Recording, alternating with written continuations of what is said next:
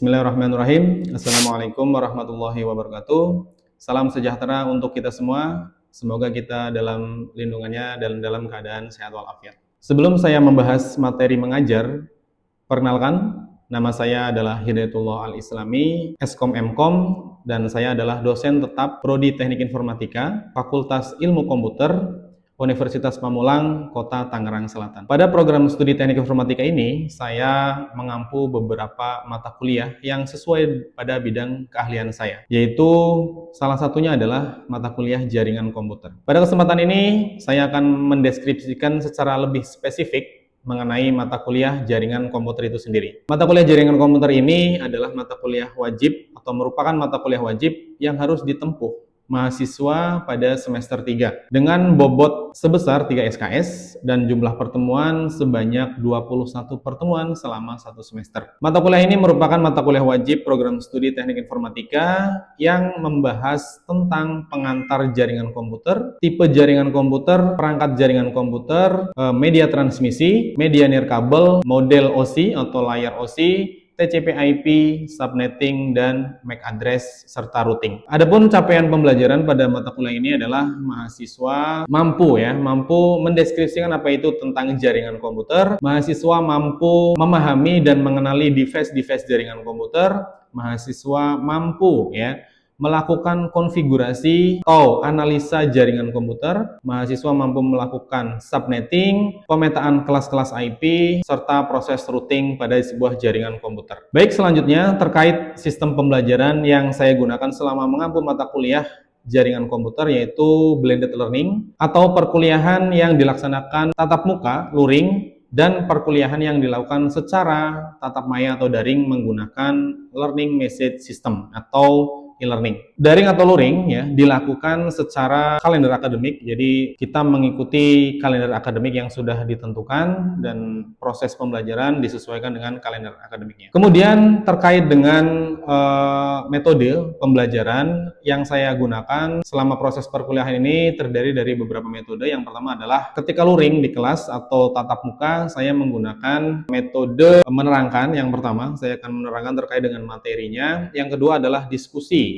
Diskusi, jadi saya akan mengajak mahasiswa untuk berinteraksi bagaimana mendiskusikan materi terkait dengan mata kuliah jaringan komputer. Tanya jawab selanjutnya, jadi saya akan melakukan sesi tanya jawab terhadap mahasiswa, dan langkah terakhir adalah melakukan uji praktek atau simulasi menggunakan Cisco Packet Tracer sebagai aplikasi simulasi. Selanjutnya penilaian sistem penilaian saya yang saya gunakan dalam mengampu mata kuliah jaringan komputer terbagi menjadi 4. Yang pertama adalah kehadiran, yang kedua tugas dan keaktifan atau tugas yang saya berikan secara mandiri, yang ketiga UTS, dan yang terakhir adalah UAS. Nah, baik, selanjutnya saya akan menampilkan video mengajar pada mata kuliah jaringan komputer. Pada pertemuan ini, saya akan memberikan materi pada bab 4, yaitu terkait dengan media transmisi pada jaringan komputer. Baik, selamat menyaksikan kuliah untuk bab 4 yang akan saya sampaikan. Terima kasih. Oke teman-teman, kita mulai untuk mata kuliah hari ini Kita mulai dengan bismillahirrahmanirrahim. Assalamualaikum warahmatullahi wabarakatuh. Waalaikumsalam warahmatullahi wabarakatuh. Oke teman-teman jadi pada pertemuan hari ini adalah pertemuan keempat di mana yang akan kita bahas pada pertemuan kali ini adalah di mata kuliah jaringan komputer adalah media transmisi Media transmisi artinya apa? Media yang menghantarkan atau yang teman-teman gunakan untuk mengirimkan sebuah paket data dalam jaringan komputer. Ada nirkabel, ada berkabel Nah, itu adalah media transmisinya. Nah, tujuan dari pembelajaran ini yang ingin saya jelaskan, kita bahas adalah terkait dengan perkabelan atau media transmisinya. Yang pertama di sini pada pertemuan ini membahas mengenai jenis-jenis media transmisi Dengan mempelajari materi ini, teman-teman atau mahasiswa akan mampu mengetahui berbagai macam penggunaan media transmisi dan mampu membuat kabel jaringan.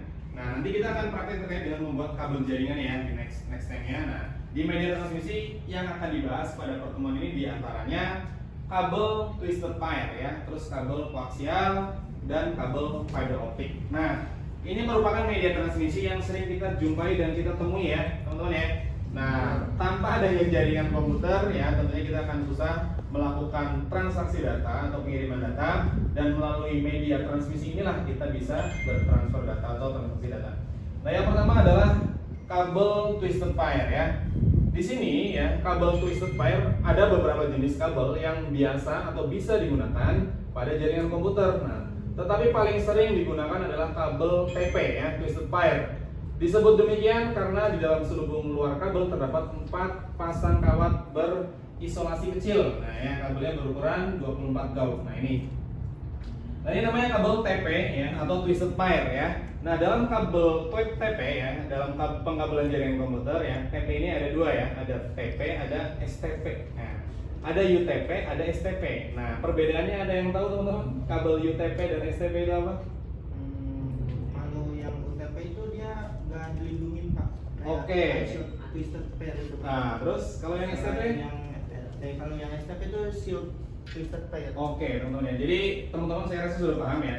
UTP artinya unshielded ya. Unshielded itu artinya tanpa pelindung ya. STP itu shielded, artinya kabel itu ada lapisannya seperti aluminium foil ya, terus ada serat kawatnya gitu ya. Nah, itu namanya STP.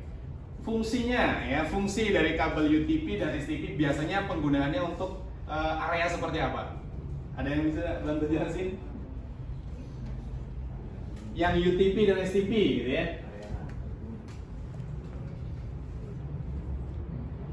Ada ya? Oke. Oke, teman-teman ya.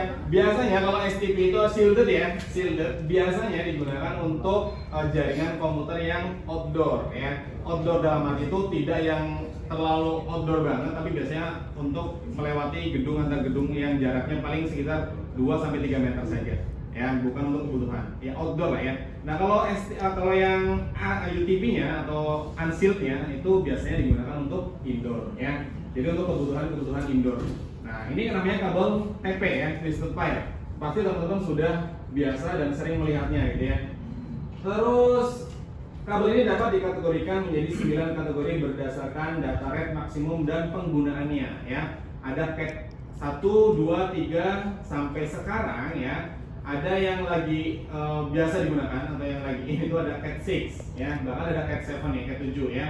Nah, di sini yang membedakan itu apa? Yang membedakan adalah biasanya dari sisi data rate maksimum atau transfer rate datanya gitu ya. Nah, jadi seperti itu. Nah, di sini yang biasa digunakan dalam dunia perkantoran atau dunia industri, yaitu ketika misalkan saya melakukan instalasi jaringan itu biasanya menggunakan CAT 6 ya. Nah, ini biasanya kabelnya berwarna biru. Yang sekarang lagi sering banyak digunakan adalah kabel berwarna biru dan dia memiliki transfer data yang bagus ya. Bisa di angka 10 GSBT ya. Nah, ada yang CAT 6 di sini ada keterangannya itu hingga 10 GB per second. Nah, ada 1 gig, ada 10 gig. Nah, ini ya. Dan CAT 6 sudah support 10 gig di sini ya. Nah, untuk bisa mempertahankan transfer datanya, idealnya bentangan kabel CAT 6 ini biasanya ya tidak boleh melebihi daripada 55 meter ya untuk transfer ideal gitu ya. Nah, biasanya kan teman-teman kalau misalkan di perkantoran dari switch ke user, kalau misalkan dia melebihi 55 meter, kalau misalkan masih dapat ya nggak apa-apa lah gitu ya, biasanya tetap dibentangin kan. Nah, tapi idealnya adalah 55 meter ya, jadi transfer datanya tetap stabil dan tidak ada collision data atau misalkan data yang lambat. Jadi seperti itu. Nah, ini namanya kabel TP ya. Nah, di sini tadi sudah saya singgung ada unshielded ya. Unshielded twisted pair adalah kabel twisted pair atau kabel berpilin yang tidak memiliki pelindung ya. Itu namanya UTP. Di sini ada yang namanya STP atau shielded twisted pair ya.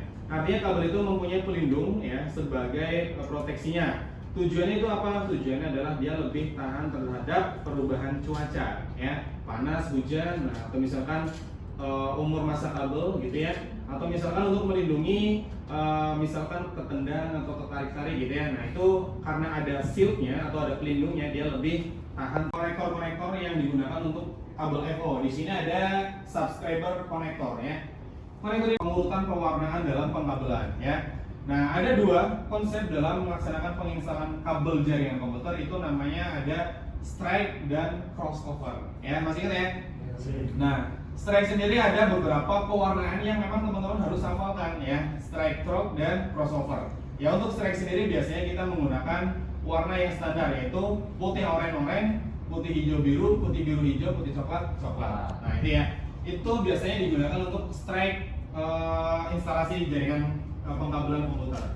Nah kenapa seperti itu? Nah biasanya untuk crossover sendiri digunakan untuk peer to peer saja, misalkan router dengan router, ya, switch dengan switch. Nah kalau strike ini biasanya untuk kebutuhan LAN atau local area network. Jadi seperti itu ya. Nah selanjutnya di sini ada kabel strike, di sini ada double cross ya. Tadi sudah saya jelaskan terkait dengan perbedaan dan peruntukannya gitu ya. Nah di sini ada yang namanya kabel UTP ya. Ini namanya UTP, jadi dia tanpa pelindung ya teman-teman ya. Tanpa pelindung, tanpa adanya proteksi apapun. Jadi biasanya ini digunakan untuk indoor saja ya. Terus ada konektor RJ45. Nah ini konektor RJ45 di mana ketika teman-teman menggunakan konektor ini ya tidak boleh salah ya, tidak boleh salah. Kalau salah tidak bisa dibenerin, harus dipotong dan dibuang, diganti yang baru ya. Makanya dalam pelaksanaan instalasinya ini benar-benar harus dipahami betul-betul dan tidak boleh salah. Kalau memang salah itu tidak ada kompensasi bisa diperbaiki, tapi dipotong, dibuang, ganti yang baru ya. Terus ada yang namanya crimping tool. Nah ini namanya crimp tool ya. Crimp tool ini digunakan untuk apa? Untuk melakukan pressing RJ45. Jadi nanti kabelnya itu kita masukkan ke dalam RJ45 dengan susunan yang tadi sudah dijelaskan. Kita menggunakan strike untuk penyusunan kabelnya ya. Ini namanya crimping tool. Gunanya untuk apa? Untuk melakukan press, untuk ngepress konektor RJ45 ini. Terus ada lagi LAN tester ya. LAN tester ini digunakan untuk apa? Ada yang tahu? Ya, jadi digunakan untuk melakukan tester konfigurasi atau instalasi kabel kalian betul atau salah. Ya, di situ ada lampu indikator di dalam LAN tester ya, dari 1 sampai 8, di mana ketika teman-teman betul dalam melakukan instalasi, otomatis lampunya akan berkedip secara berbarengan. Satu dengan satu itu berbarengan sampai 8. Tapi kalau ada yang loncat, otomatis teman-teman ada kesalahan dalam instalasi kabelnya. Ya, misalkan 1, 2, ya, 2, 5, nah itu udah pasti ngaco. Ya, dan solusinya gimana Pak? Solusinya potong instalasi yang baru. Nah jadi seperti itu ya. Nah itu terkait dengan LAN tester ya. Nah ini tahapan-tahapannya ya. Kabel koaksial di sini ya, ada kabel koaksial. Nah ini kabel koaksial ini biasanya digunakan untuk kebutuhan apa?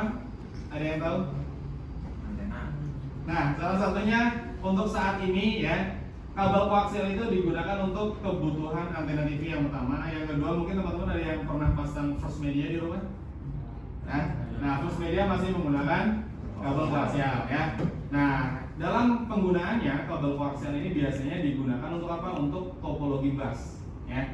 Dan dia menggunakan konektornya apa? Konektor BNC namanya. Ya, konektor T. Nah, ini ya. Karena ini kabelnya cukup besar, jadi dia butuh konektor, kan nggak mungkin ya ini menggunakan konektor RJ45 ya.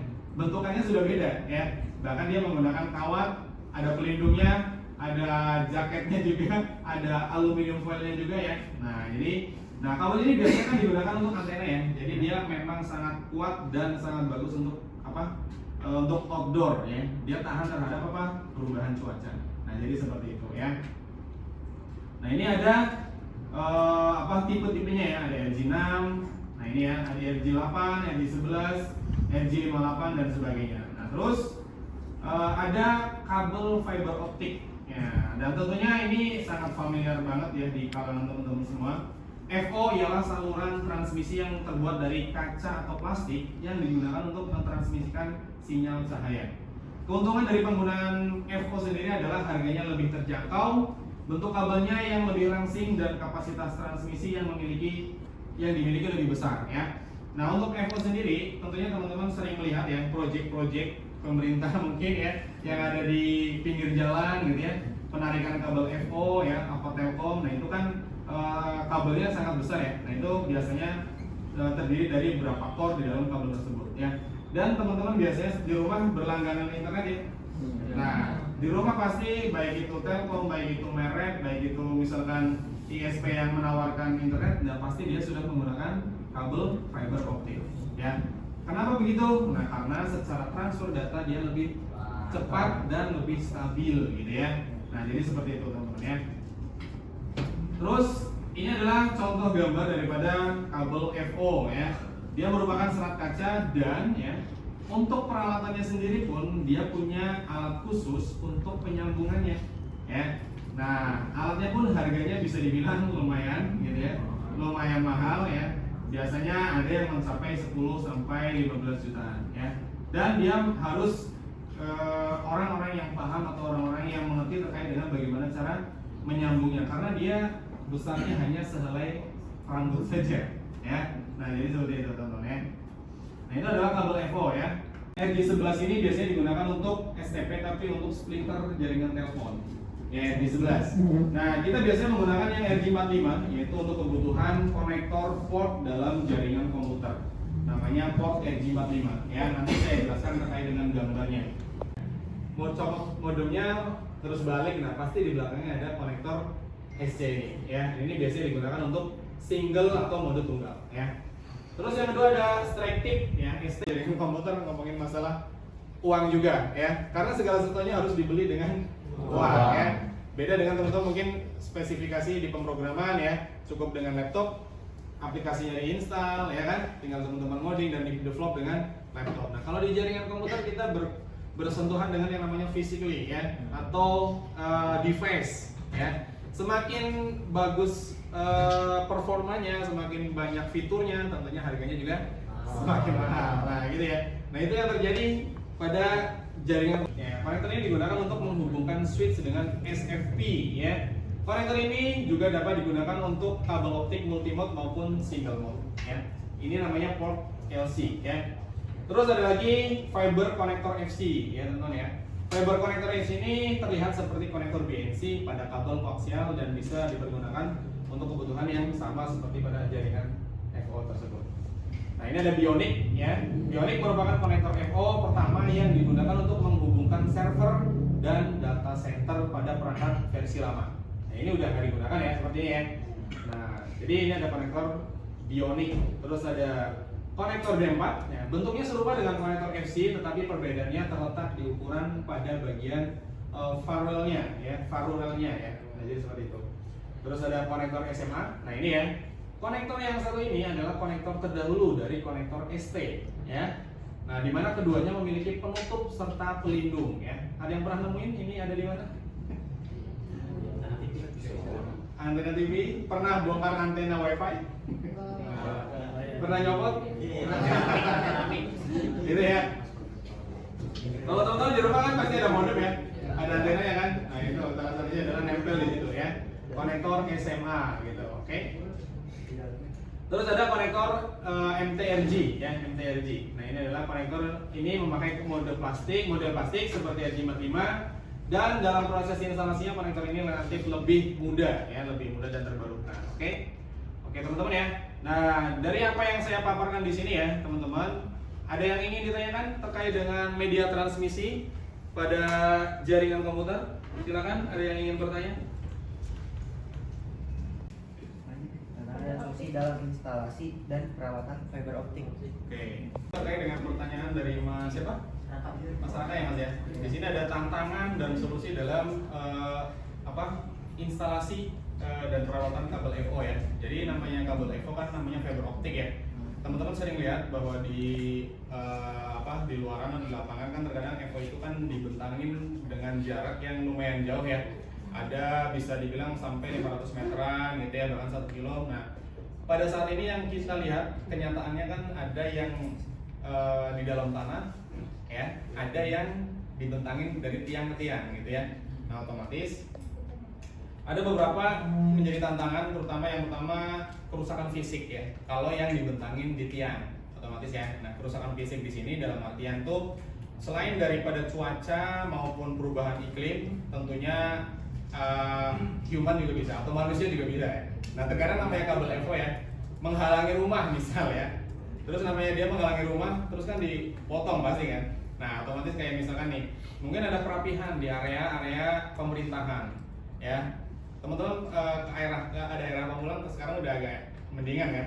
kabel-kabel udah ditaruh di bawah semua kan. Nah, itu salah satunya kan harus ada perapihan ya untuk physically. Nah, jadi perlu diingat ya bahwa hal seperti itu sering terjadi, dan solusinya untuk yang berada di kerusakan fisik yang mungkin dibentangin di tiang itu adalah yang pertama biasanya kan pasti menggunakan pelindung ya. Pelindung tambahan seperti pipa pelindung atau kondit untuk melindungi kabel dari kerusakan fisik. Yang pasti ya. Terus pastikan kabel dipasang dengan jarak lengkung minimum dan direkomendasikan oleh produsen untuk mencegah kerusakan akibat tekukan tajam. Nah, biasanya tuh bentanginnya kan nggak jauh-jauh banget kan. Nah, kalau bentanginnya kejauhan, nah biasanya kan ada pipa untuk menahan kabel itu memuai. Ya, biasanya pernah lihat nggak? Di dalam kabel FO kan biasanya semrawut tuh. Nah, biasanya kan dibatasi menggunakan pipa tuh ya. Nah, supaya apa? Supaya tidak ketika muai dia tidak turun ke bawah. Nah, seperti itu ya. Itu salah satu kerusakan fisik ya. Terus tantangan kedua yaitu pemasangan yang kompleks banget ya. Nah, biasanya tuh FO itu kan sangat spesifik ya. Butuh tenaga ahli untuk pemasangan instalasinya ataupun manajemen bahkan troubleshootnya ya. Yang pertama itu adalah gunakan teknisi yang profesional ya. Itu untuk tantangan pemasangan ya, instalasinya gitu ya. Gunakan teknisi yang profesional, gunakan alat dan perangkat yang tepat. Nah, jadi pastikan alat yang digunakan untuk instalasi itu tidak mengalami kerusakan. Nah, gitu ya. Karena kalau mengalami kerusakan otomatis kemungkinan besar untuk mencari redaman daripada si FO-nya sendiri ya. Jadi kan dalam FO itu kan harus dicari dulu nih tingkat redamannya gitu ya. Terus koneksinya seperti apa, apakah ada noise atau enggak, itu harus ada komunikasi antara si teknisi dengan si NOC-nya. Seperti itu, Mas. Ya. Teman-teman pernah lihat kan ya, kalau pemasangan di rumah ya, teknisinya kadang suka nelpon ke pusat gitu ya. Ini untuk nomor sekian, ini udah coba dicek. Nah, itu misalkan redamannya masih tinggi nih, kita cari lagi redamannya yang rendah itu di seperti apa gitu ya. Terus instalasinya itu mengikuti pedoman ya. Jadi harus mengikuti pedoman pemasangan instalasi, baik itu penyambungan dan sebagainya gitu ya. Nah, jadi seperti itu. Jadi pertanyaan terkait dengan tantangan dan solusi dalam instalasi dan perawatan kabel FO itu adalah seperti itu, Mas ya. Jadi selain dari bagaimana menangani kerusakannya gitu ya, terus bagaimana cara instalasinya gitu ya, nah itu harus dipikirkan. Jadi benar-benar matang supaya apa? Supaya yang pertama instalasinya berhasil, yang kedua kalau seandainya itu untuk konsumennya pun tidak banyak komplain gitu ya. Karena berimbas apa? Kalau teknisinya yang handal, ya otomatis bakal dikomplain terus. Ya ada kemungkinan dia baru pasang sebulan bisa langsung dicabut atau nggak diterusin. Walaupun terkadang SOP-nya itu pemasangan kurang dari 3 bulan udah putus biasanya kena denda, biasanya ya itu SOP-nya. Nah, tapi kan tidak menutup kemungkinan juga ketika saya baru pasang sebulan ternyata bermasalah terus, ya otomatis konsumen nggak puas. Karena kan satu kali lagi karena kita bergerak di bidang jasa, yaitu kepuasan konsumen terkait dengan jasa yang kita berikan itu yang menjadi hal utama kayak gitu ya. Nah, mungkin itu sih yang bisa saya jawab ya. Oke, ada lagi selanjutnya yang mau bertanya teman-teman? Di media transmisi yang kabel pasti ada yang dari kabel juga ya, Pak? Iya. Itu apa sih yang dimaksud dengan media transmisi nirkabel sama contoh medianya itu, Pak? Oke. Nirkabel ya, tanpa kabel. Ada yang berkabel, ada nir tanpa kabel ya. Jadi nirkabel di sini tentunya adalah media transmisi yang teman-teman gunakan tanpa ada kabel untuk berkomunikasinya. Contohnya adalah WiFi ya, Bluetooth, infrared ya. Oke, ngomongin masalah nirkabel Bluetooth, teman-teman sampai saat ini masih aktif menggunakannya ya. Contohnya earphone ya kan, terus misalkan di rumah punya sound gitu ya.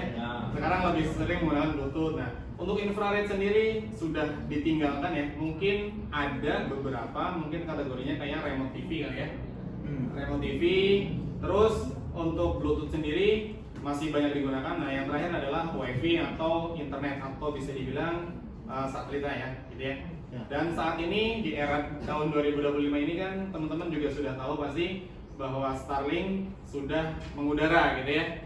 Nah, tentunya teman-teman bisa jika mempunyai uang yang bisa dibilang banyak gitu ya, bisa membeli device Starlink ya. Setahu saya setelah saya baca-baca di media atau artikel itu harga satu WiFi Starlink itu kurang lebih di kisaran 7 jutaan ya. Itu device-nya doang. Ya. Untuk berlangganannya teman-teman bisa dikenakan harga 500.000 sampai 600.000 setiap bulannya. Cuman keuntungannya adalah anytime anywhere ya. Teman-teman bisa berinternetan dimanapun. Misalkan saya mau naik gunung gitu ya, bawa Starlink ya, bawa Starlinknya dibawa gitu kan. Nah teman-teman bisa melakukan internetan di atas gunung, yang penting adalah ada power listriknya. Karena untuk Starlink itu sendiri kan sudah menggunakan teknologi satelit ya. Jadi satelitnya si Starlink ini sudah mengorbit di lintasan bumi ya. Jadi dia bisa mengadopsi beberapa lapisan bumi yang memang dalam jangkauannya. Ya, jadi seperti itu ya. Oke, ada lagi yang mau bertanya teman-teman? Perbedaan kabel STP dan UTP itu apa ya, Pak? Oke, jadi untuk perbedaannya ya, kabel STP itu kan shielded ya. Nah, shielded itu artinya dia mempunyai pelindung mas ya. Jadi untuk STP teman-teman bisa gunakan untuk kebutuhan lokal area network ya, indoor maupun outdoor, intinya gitu ya. Indoor maupun outdoor ya. STP jadi dia sebuah kabel Cat6 ya, yang di dalamnya itu sudah ada pelindungnya atau pelapisnya, baik itu aluminium foil, baik itu benang serat kawat ya. Jadi teman-teman bisa menggunakannya untuk indoor maupun outdoor ya, sama gitu ya. Dan tentunya lebih bagus daripada versi sebelumnya ya. Kalau Cat6, Cat5 ya, Cat4 dan seterusnya, nah itu tentunya mengalami perubahan-perubahan ya. Nah untuk UTP sendiri artinya unsealed ya. Unsealed itu artinya tanpa pelindung ya. Jadi biasanya digunakan atau dikhususkan hanya untuk kebutuhan indoor saja ya, karena dia tidak bisa digunakan untuk outdoor. Bukannya tidak bisa, tapi kurang pas. Karena apa? Takutnya di luar itu ada perubahan cuaca yang ekstrim ya.